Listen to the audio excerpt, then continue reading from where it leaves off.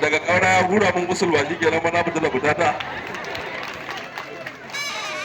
To muna yi wa Allah godiya sosai, mun ji daɗi, mun gode yadda kuka zo lafiya, Allah mai da ku lafiya. Ina godiya da dukkan wanda suka ba da haɗin kai da wanda suka halitta wannan taro, mun gode sosai yadda kuka zo lafiya, Allah mai da ku lafiya.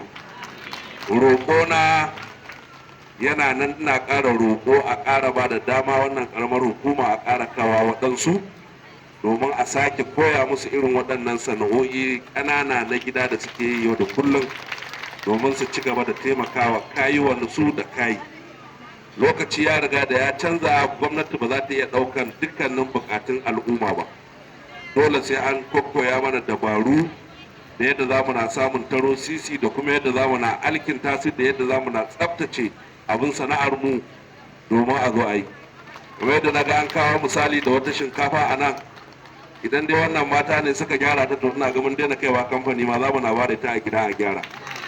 Mun gode, assalamu alaikum wa rahmatullahi ta'ala wa barakatuh.